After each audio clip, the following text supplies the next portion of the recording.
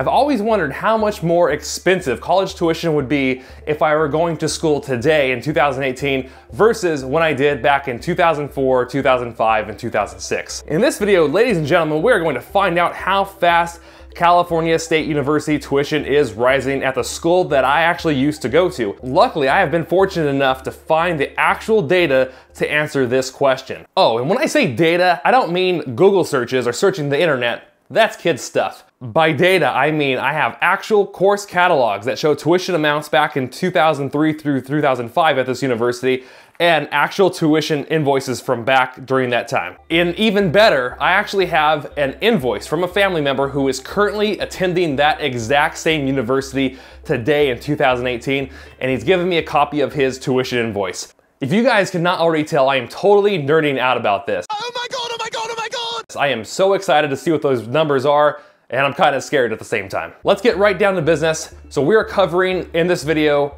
when we're looking at tuition increases, we're talking about a 14-year time span, and we're looking at only one California State University. So I don't have data on other universities, but I have the real data from one university from 14 years ago, and that's what we're gonna be comparing and contrasting in this video. As I previously mentioned, I attended a state university back in 2004 through 2006 and obtained my bachelor's degree in 2006 in business marketing. This was before I went back to school once more in 2009 to get my degree in accounting. Obviously, the first time I went through school, I really didn't know what I wanted to do with my life. Maybe you guys did, but I certainly didn't. I really didn't use my marketing degree that long.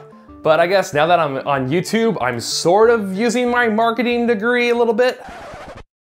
Who am I kidding? I'm not using that darn marketing degree at all. But it does make for a nice wall decoration.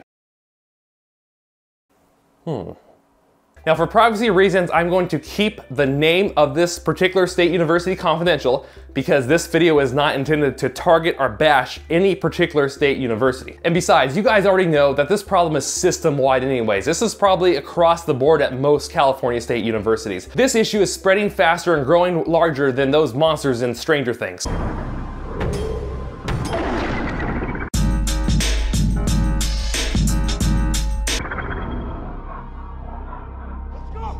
Back when I attended school, back in 2003, 2004 is when I started attending this university, for 12 units, which was considered a full course load at this school, was around $1,150 if you round up for a few of the miscellaneous fees. I'm showing you the catalog here on screen right now so you guys can see that. Now, looking at a sample of one of the invoices we have, in fall of 2005, tuition cost for 12 units was $1,383. Looking at a spring semester 2007 invoice that I was able to obtain from my spouse, that was a 10-unit course load, was $1,390. Fast forward now to 2018, I have a family member attending this university taking 12 units during fall. How much do you think it's going to cost him? What do you guys think? Take your best guess. Well, starting with A, $2,635, B, $3,350, C, $4,150, or D, the soul of your firstborn child? And the answer is, Chipper, drum roll please. I'm all over it. Now, I fully realize that answer D, the soul of your firstborn child, was the least expensive option. But if you guessed B, you are correct. Because his total tuition he's paying for 12 units in fall semester of 2018 is actually $3,338.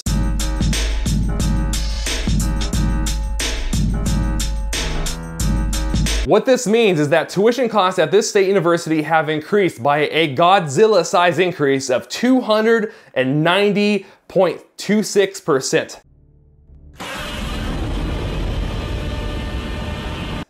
This means on average, tuition costs alone have been increasing at a compounding rate of 7.637% every single year. But what about inflation, Mike? We have to adjust our inflation. Let's do that right now. If we adjust the cost in 2004 for inflation in today's dollars, that $1,150 would be $1,521 respectively in today's currency.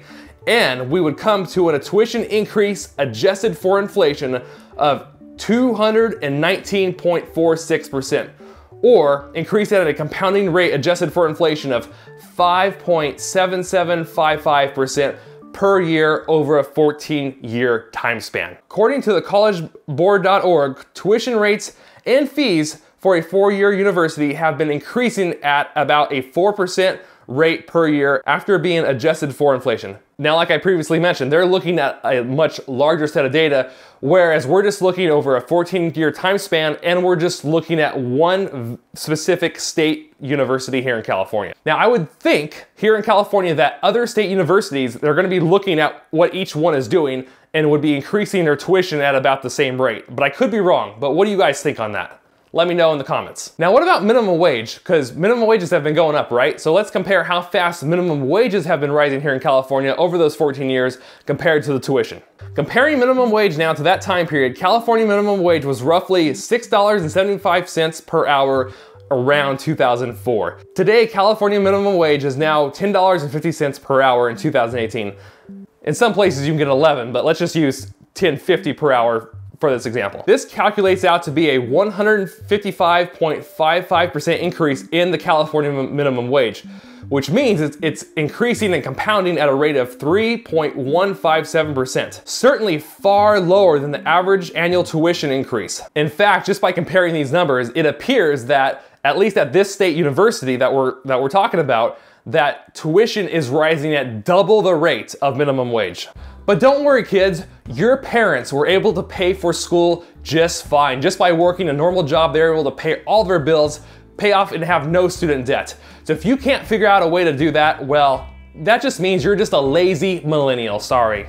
Remember, kids, you have the exact same opportunity, the exact same, no differences whatsoever when it comes to college that your parents did. Don't believe me? Just ask a baby boomer and they'll tell you all about it. Although there are several major factors that contribute to these tuition increases that we've seen over the past 14 years and beyond, but the largest ones that I'm seeing where the largest problem lies is easy money lending. If you can fog up a mirror, you can instantly qualify for a boatload of student loan money you might never be able to repay. Best of all, your government has made it nearly impossible for you to go bankrupt if you cannot repay your student loans. But hey, you know, that's just the way it is. It's not like your government is best buddies with the banks or anything. No, nah, that's just a bunch of conspiracy hogwash.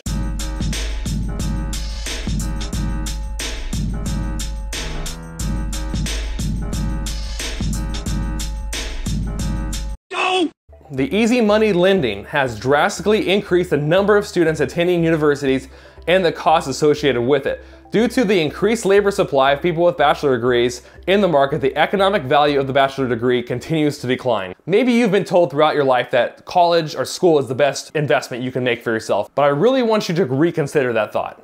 I'm not saying don't go to school, but carefully think about your career choice and earnings potential of your chosen career field before attending college or before you sink a large amount of money into school. Picking a degree that has little to no economic value can set you back years financially and will leave you still searching for ways to increase your income after you graduate. Now, sure, that degree discerned in German polka history won't make you enough to earn a decent living, but hey, you have a degree now, and that's what matters. Besides, you didn't want that extra money anyways. Haven't you heard? Money is evil, and the more money you have, the eviler you get. I produced this video, one, because I actually wanted to see how much more expensive college would be for me if I were going to school today, which it turned out to be over $2,000 more per semester than what I paid back in 2004 through 2006. And I also wanted to produce this video to make it crystal clear to show you guys how much tuition has increased over 14 years at this one particular CSU in California. All right, guys, I've done enough talking. Now it's your turn. Let me know what you think about all this in the comment section below. Do you think school is still a good investment? Why or why not?